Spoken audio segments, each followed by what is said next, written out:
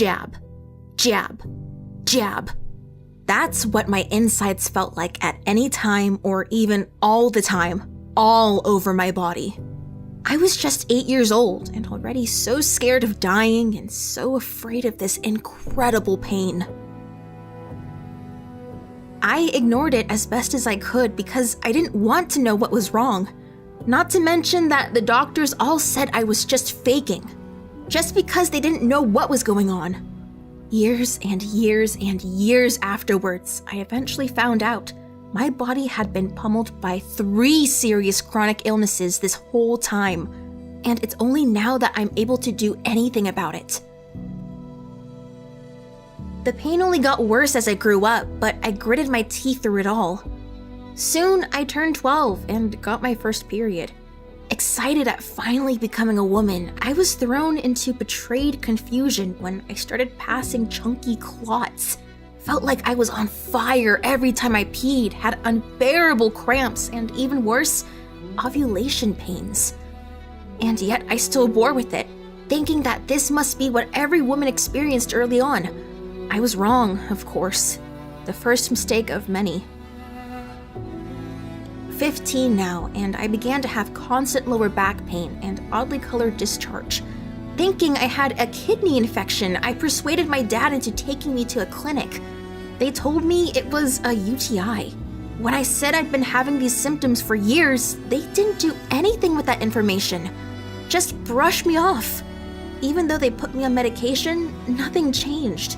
They prescribed me different ones, again, for UTIs. Nothing. I soon had to go to the ER because the pain became unbearable.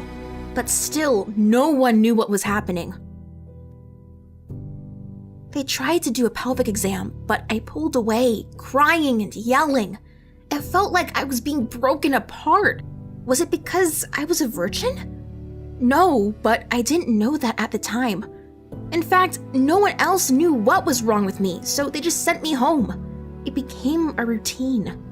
I was put through CAT scans, MRIs, ultrasounds, got cultures done, and blood work, but everything came back a big fat 0.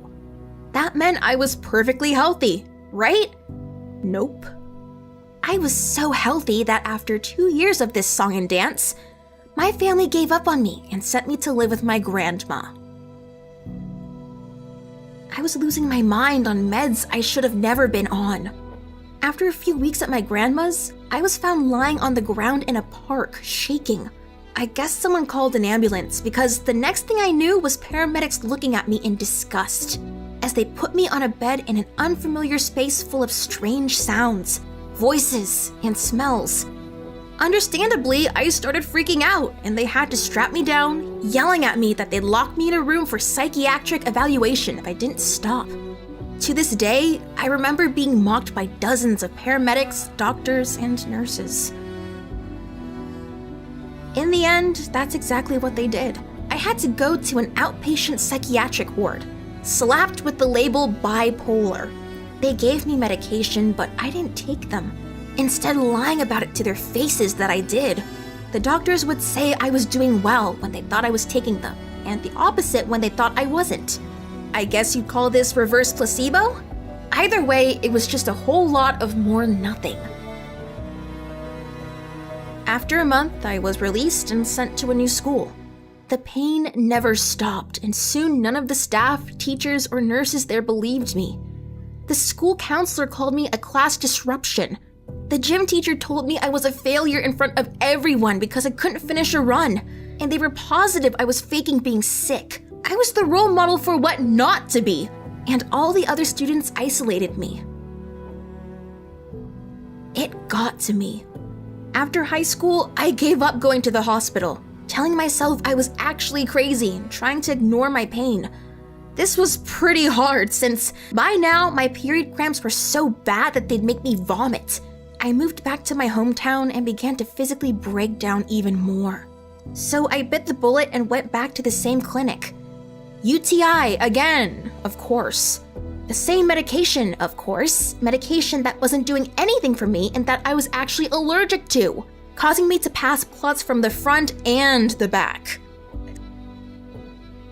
Somehow, I managed to see a gynecologist.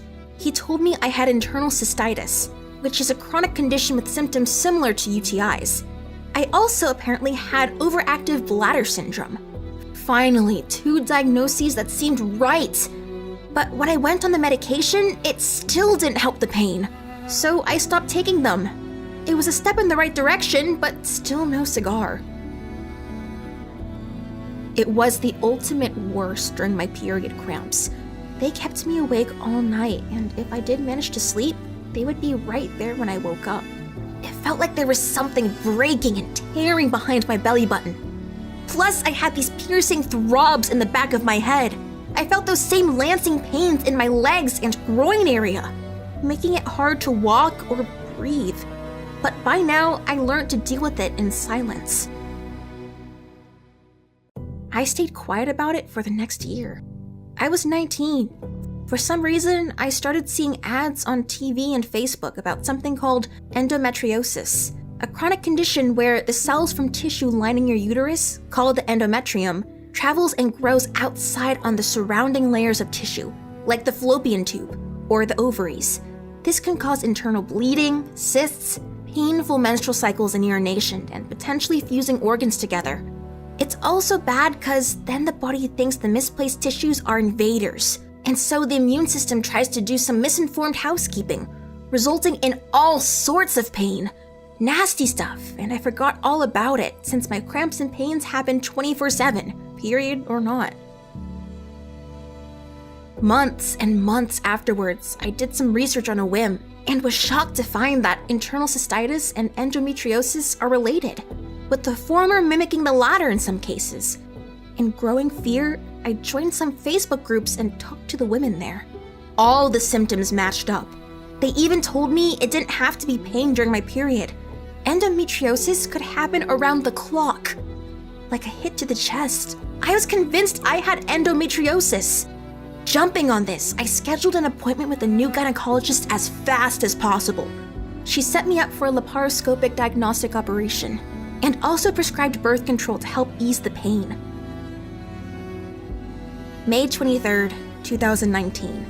Me, at 20 years old, finally and officially diagnosed with stage 1 endometriosis.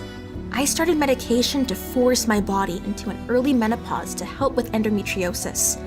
But nowadays, as I see more and more specialists, I'm finding that there are a lot of things in my body that have gone overlooked and unchecked throughout the years. Because of endometriosis, there's a risk of infertility, as well as malignancy and cardiovascular issues. So I still need to keep a close eye on any strange symptoms, and speak out immediately if there are. Endometriosis is actually extremely common, affecting 1 in 10 women. But it takes 7 to 12 years for a proper diagnosis. Why? Just look at my story. So many doctors have misdiagnosed me while I dealt with this chronic condition. A biopsy is the only way to 100% confirm the diagnosis too, since it doesn't show up on any kind of scan. I want to encourage women and girls to always keep pushing until their voice is heard. Always seek help if something feels off. Staying silent and pushing down your doubts will only affect you, and only you, in the long run.